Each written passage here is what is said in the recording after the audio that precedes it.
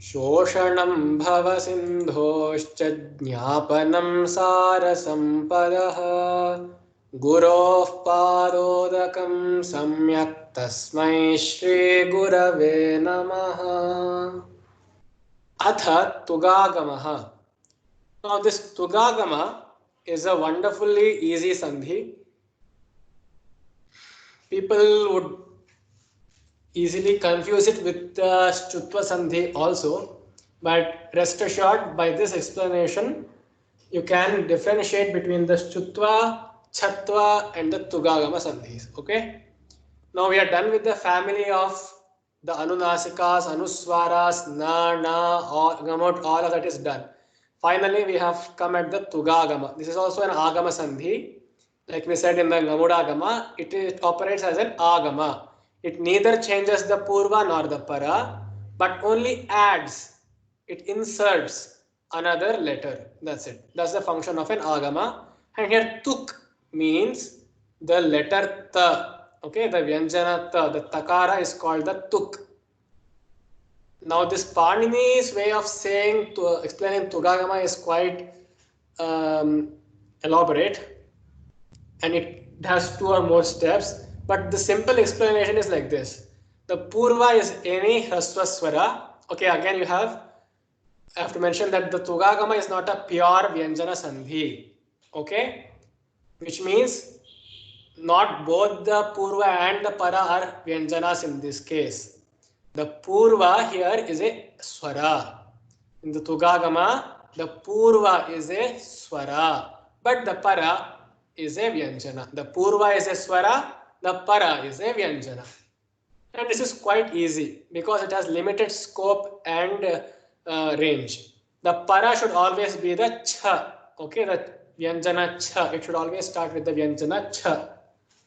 That is determined. And there are 2 cases here. One is that when you have the Hrasva Swara, now you see this is not the Upadha. Please make that distinction. In the Gamudagama, we spoke that the Purva was actually a Vyanjana and the Upadha was a Hrasva Swara. Is it not?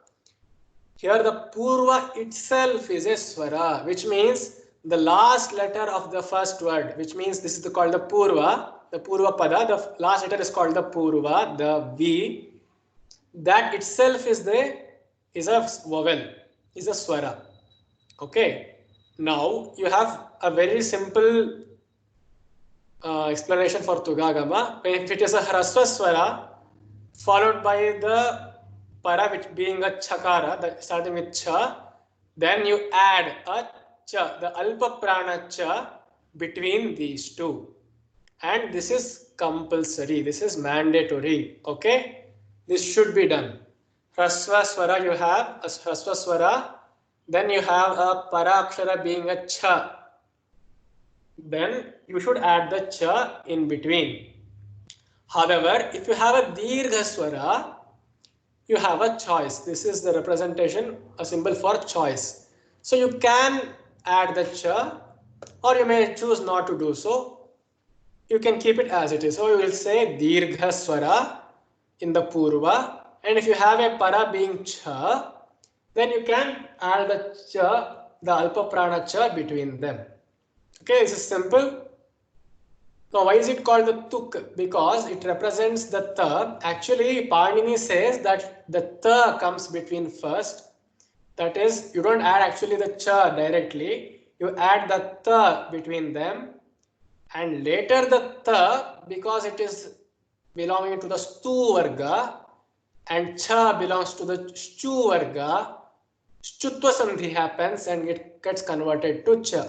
But that is just a long way of saying you have to just add Cha between the Purva and the Para. That's it. Keep it simple and logical. You say then you have examples like Tanu and Chhaya. Tanu and Chhaya. So you see the Purva is U. Is it a Hrasva Swara or Dirgha Swara? Hrasva Swara. So you have to put the Cha mandatorily. So you get Tanuch. You put the Cha between the Purva and the Para. you neither have to change the purva nor the para. Okay. See, the u remains as it is, the cha remains as it is. Tanuch chaya, tanuch chaya, tanuch chaya, tanuch chaya. Okay. You may choose to do the mela and write it in a simpler way. That's it. The prathama chhatra, prathama chhatra. How will you do that? Again, you have the purva is not ma. Beware. It is a. Prathama. A is the hrasva swara. You have cha beginning as the para. Add the cha, you become prathama chhatra. Prathama chhatra. And some people also say that this compulsion, that is this rule that you have to add the cha compulsorily, applies only within a samasa. But again, it is contested. In some people's opinion that yeah, you have to add the cha whether it is in a samasa or with a, as in two separate words. But it's solely your wish. I'm just putting the facts out. You can just follow the first rule in the Sandhi, the first video, right, in the series where we saw Samhita Ekapade Nitya. Within a word, it is compulsory. Whatever be the rule that of any other Vyanjana Sandhi, etc., it is compulsory. But between two words, independent words like Pade or in a Vakya, it is the whim or fancies of the speaker or the orator, whatever, or the writer also. So you have Hri and Chadma. Hri and Chadma. Again, you have E as the Upadha. E, right, is the Upadha. Is it a Hraswa or Dirgha Swara? It is the Hraswa Swara. Is that true? Ah, yes, you caught me. It is the Dirgha Swara. Hri, E, Dirgha, Hraswa, Hraswa, A, Hraswa. I is the Hraswa form. E is the Dirgha form. Hri, Chadma. Because you can either choose to add the cha or not. So you get Hri, Chadma. Hri, Chadma. Okay? Hri, Chadma. Then Rai Chatram. Rai Chatram. You can keep it as it is, like Rai Chatram, or you may choose to do the Tugagama and you get the extra cha here.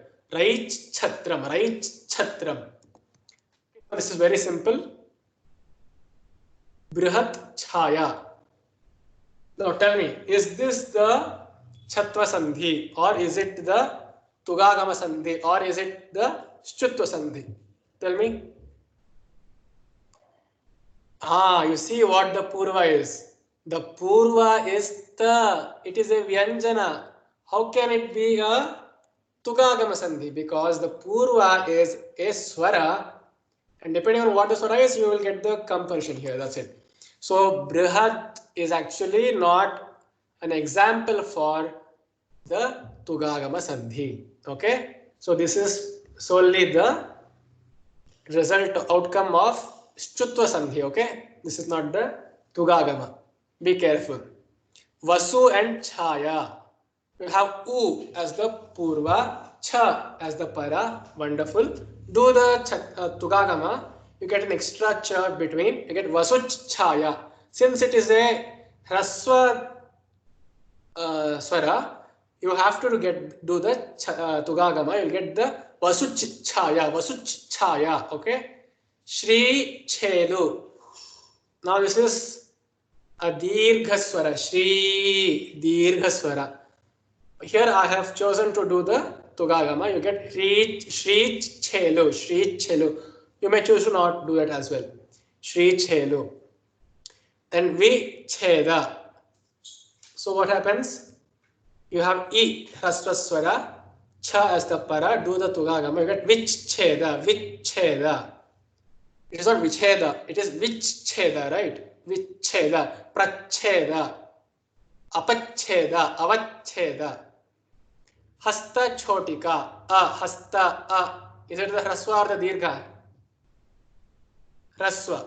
Hastachhotika. So you have to do the tugagama. Hastachhotika.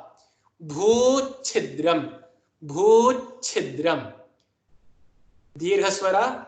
Choice. I have chosen to do the tugagama. You get bhuchhidram. Pakachurika. Hraswa. Again, do the tugagama. Pakachurika. Pakachurika. Parachura. Para. So it is Dirghaswara. Choice. I have chosen as usual to do it. Parachura. Parachura. You can keep it as it is. You can say Parachura also. It is not a serious concern. The next class, this is the final class, which we shall see the abhyasas, the exercises. And tell me in the comments if you want the answers to these. And also you can do the exercises yourself and leave the answers in the comments if you want me to get them verified or to correct them. Dhanyavadaha.